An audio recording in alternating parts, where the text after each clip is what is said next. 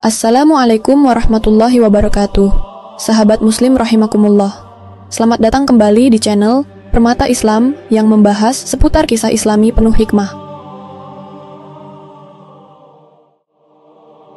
Langit Mekah menjelang fajar selalu menyimpan gema yang sulit dijelaskan.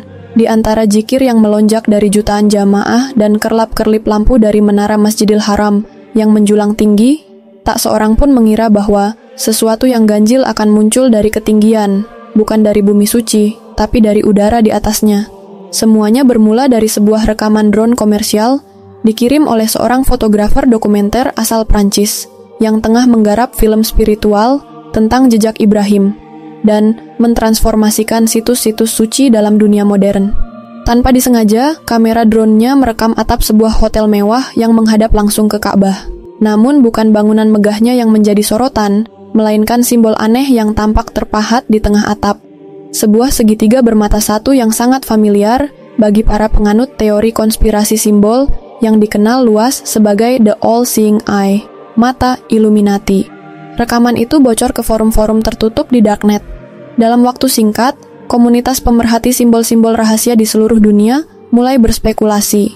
Mereka menyandingkan cuplikan rekaman itu dengan citra satelit, lalu menelusuri sejarah perusahaan yang membangun hotel tersebut.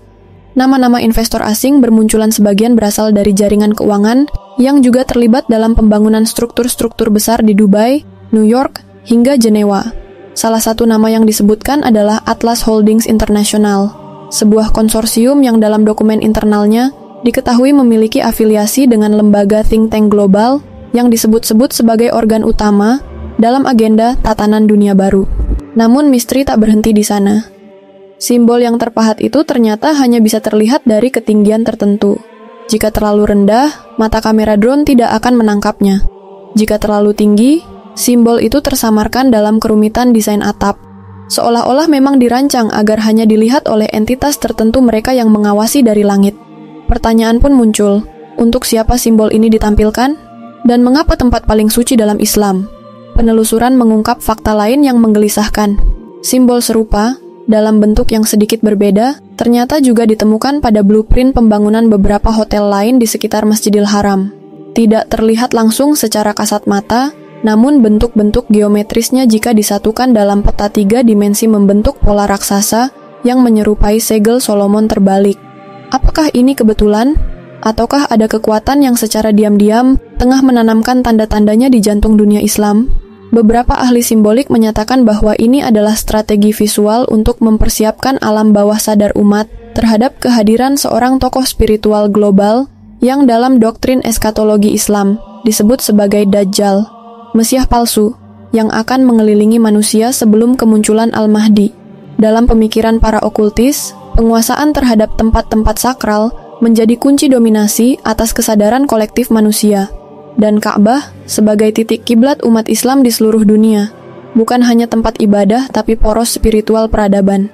Di antara hiruk-pikuk renovasi besar, pembangunan menara-menara hotel baru, dan proyek-proyek modernisasi yang disebut sebagai pemutakhiran kawasan suci, ada yang mulai bertanya, siapa sebenarnya yang mengendalikan arah pembangunan ini? Apakah benar keputusan-keputusan tersebut lahir dari kepentingan pelayan dua tanah suci? Ataukah ada kekuatan lain yang bermain di belakang layar, merancang simbol-simbol asing untuk mencemarkan kesucian tanah ini sebelum Mahdi muncul? Pertanyaan-pertanyaan itu mulai menyebar, diam-diam, seperti aliran air yang merembes di balik batu. Mereka yang sadar memilih diam. Mereka yang bertanya justru dicurigai. Dan mereka yang tahu, hilang, satu persatu. Simbol di atap hotel mewah itu ternyata hanyalah awal dari mata rantai yang lebih luas sebuah jaring rumit yang mengaitkan pembangunan fisik, propaganda spiritual, dan permainan kekuasaan di balik layar. Di kalangan tertutup para peneliti geopolitik Islam, mulai beredar istilah baru. Ka'bah kedua. Bukan dalam arti bangunan fisik yang menggantikan Ka'bah, tapi sebagai simbol duplikatif representasi visual dan spiritual palsu yang dibentuk oleh lanskap modern Mekkah itu sendiri. Bila seseorang melihat tata ruang Masjidil Haram dan bangunan-bangunan pencakar langit di sekelilingnya dari atas, akan terlihat struktur urban yang terpusat bukan hanya pada Ka'bah, tetapi juga pada Abraj al-Bait Tower, menara jam raksasa yang menjulang ratusan meter di atas Ka'bah, menaunginya seperti takhta di atas pusat spiritual dunia. Beberapa ulama dan cendekiawan Islam, seperti Syekh Imran Hussein, telah lama mengkritik hal ini. Dalam berbagai kuliahnya, ia memperingatkan bahwa penguasaan visual atas Ka'bah oleh struktur buatan manusia adalah simbol profanisasi, mengubah yang sakral menjadi objek wisata, menggeser arah spiritual menuju kekaguman terhadap arsitektur duniawi. Namun suaranya tidak mendapat tempat dalam wacana resmi. Tak lama setelah rekaman drone itu mencuat, muncul bocoran dokumen internal dari proyek pembangunan hotel-hotel mewah baru di sekitar Masjidil Haram.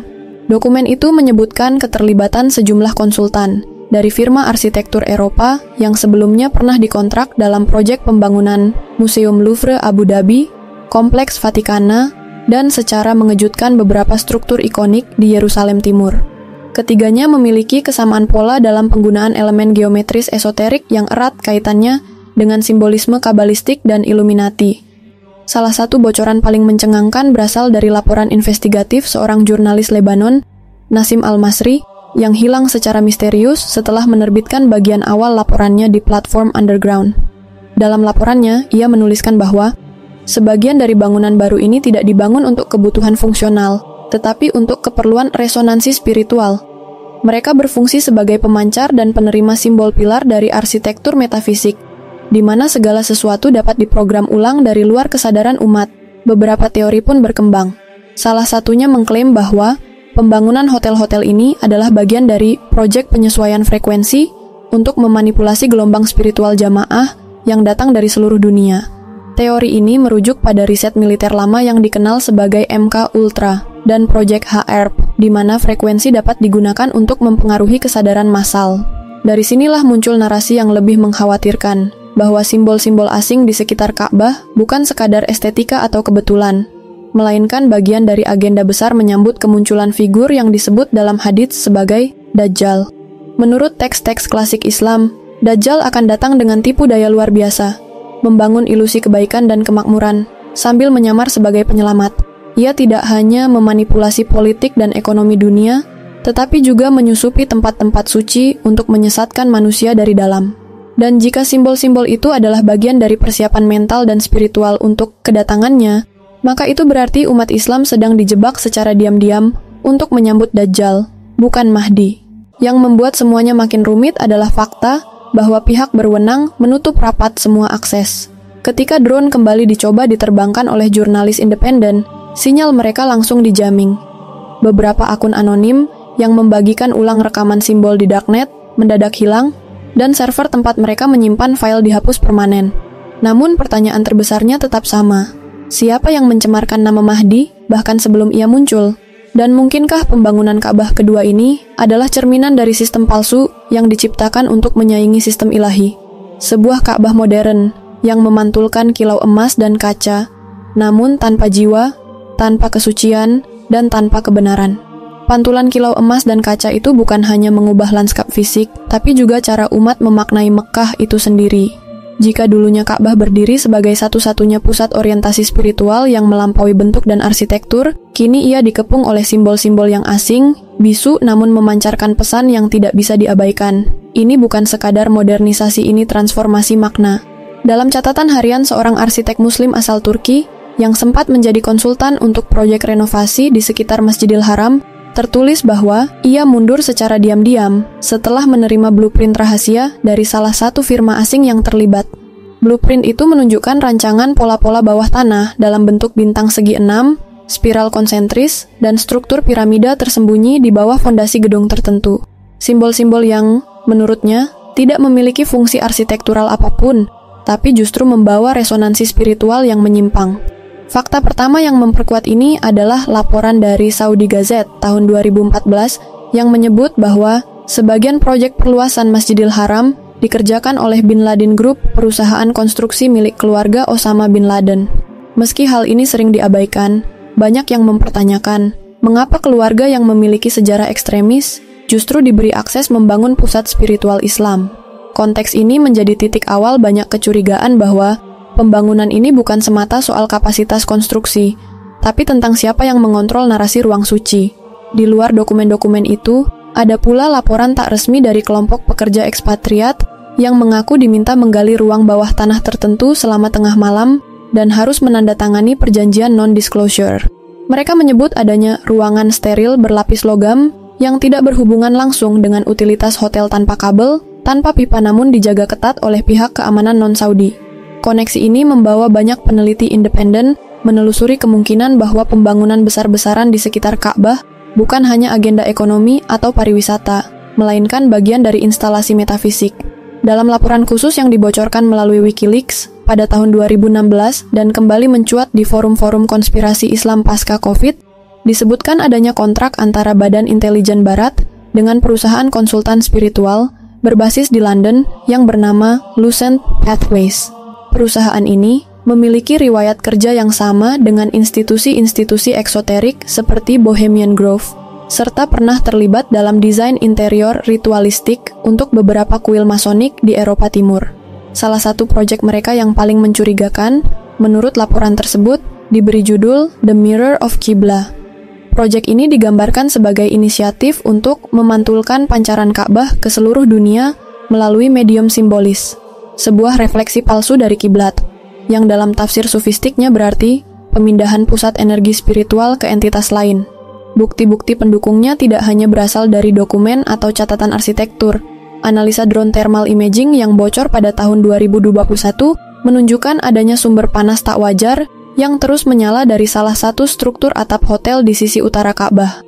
Meskipun bangunan tersebut tidak digunakan untuk aktivitas 24 jam. Para peneliti menyebut ini sebagai ruang aktif kemungkinan digunakan untuk aktivitas yang tidak terdaftar secara publik, seperti pertemuan spiritual tertutup atau ritual tertentu.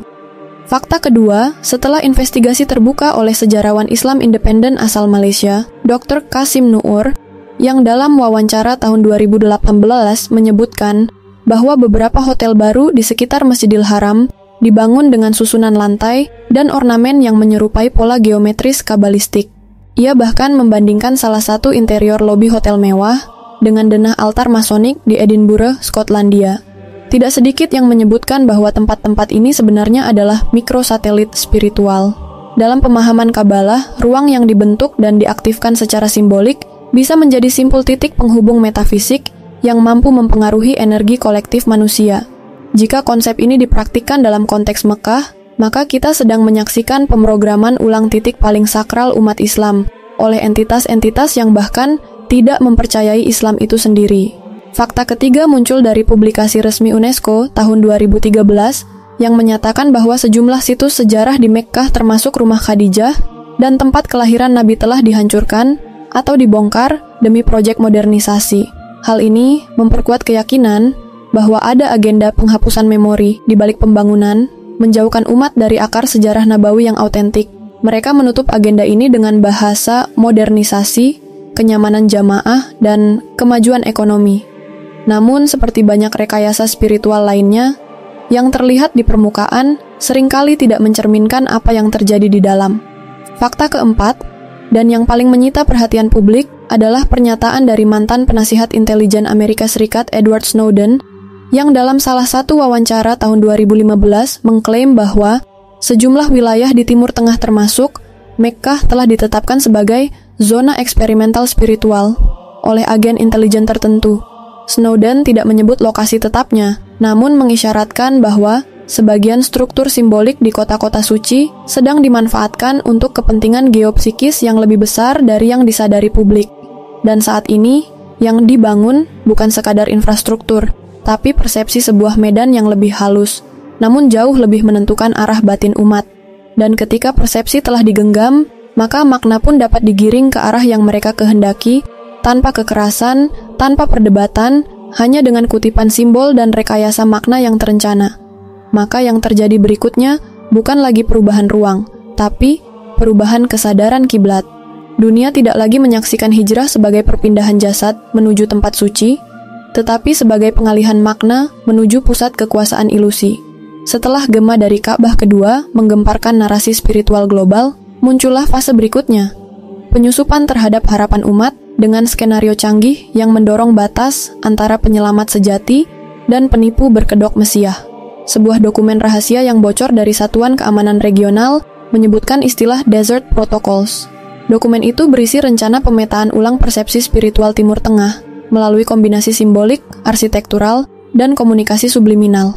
Dalam dokumen tersebut, disebutkan secara spesifik tentang Mekah sebagai titik nol rekonstruksi peradaban akhir zaman, bukan untuk membangkitkan kejayaan Islam, melainkan untuk mempersiapkan panggung bagi figur penyelamat buatan yang dapat diterima lintas iman dan budaya. Seorang tokoh yang diyakini banyak ulama sebagai bentuk permulaan dari fitnah Dajjal. Laporan ini sejalan dengan temuan para peneliti eskatologi yang memperhatikan transformasi narasi keagamaan dalam media-media arus utama.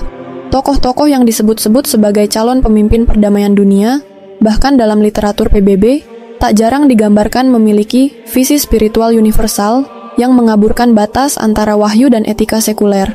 Mereka muncul bukan dari garis keras agama, tetapi dari pusat-pusat diplomasi global menggunakan retorika toleransi, teknologi, dan transformasi. Sementara itu, di lapisan masyarakat bawah, muncul gelombang pesan-pesan spiritual yang seolah datang dari langit. Aplikasi Al-Quran digital mulai memunculkan update konten dari server luar negeri. Beberapa ustaz muda viral tiba-tiba menyampaikan tafsir-tafsir baru yang secara tak langsung meredam ide tentang kedatangan Imam Mahdi. Di saat yang sama, tema Dajjal dikaburkan dan direduksi menjadi mitos simbolik tanpa relevansi praktikal. Sebuah pengalihan persepsi massal. Jika sebelumnya simbol Illuminati di puncak hotel dianggap sebagai gangguan visual, kini ia terbukti sebagai bagian dari konstruksi makna. Dengan perlahan namun konsisten, simbol-simbol itu disusupkan ke dalam liturgi visual umat. Mata satu, segitiga, spiral, lingkaran konsentris, bahkan motif bintang segi 6 muncul dalam souvenir haji, dekorasi hotel, dan desain interior masjid-masjid mewah baru. Para jamaah, tanpa disadari, menjalani ritual suci dalam lanskap yang telah direkayasa maknanya. Ada sebuah kutipan dari salah satu video kuliah Syaikh Imran Hossein, yang kini diblokir di sebagian besar platform mainstream. Suatu hari nanti, kamu akan sujud ke arah Ka'bah yang sudah dibalik maknanya. Bukan lagi kepada Allah, tapi kepada sistem yang mengklaim namanya. Di kalangan peneliti Timur Tengah, istilah baru mulai muncul, reverse hijrah bukan berpindah menuju cahaya, melainkan membawa umat kembali ke kegelapan, namun dengan kemasan spiritual palsu. Ini adalah skenario puncak, membungkus perang makna dengan kedamaian semu, lalu menyambut figur yang akan mengklaim bahwa dialah Mahdi yang dinanti. Namun Mahdi sejati tidak akan tampil dari menara jam emas atau disambut oleh media global. Ia akan muncul dalam keheningan, bukan dari sistem, tapi dari kehancurannya. Namun sebelum ia datang, dunia harus dihadapkan terlebih dahulu pada versi palsu. Sosok yang didukung oleh tatanan global, dipoles sebagai pemersatu dunia, dan diperkenalkan lewat simbol-simbol yang kini sudah tertanam di pusat ibadah kita sendiri. Dan disinilah pertanyaan itu menjadi semakin menyakitkan. Apakah dunia sedang dipersiapkan untuk menyambut Mahdi? Atau sedang disesatkan agar menyambut Dajjal lebih dulu? Karena bila nama Mahdi telah dicemarkan, maknanya dibelokkan, dan simbol-simbolnya dipalsukan, maka umat akan kesulitan membedakan siapa penyelamat dan siapa penipu. Dan saat itu tiba, segalanya akan terlihat terlambat.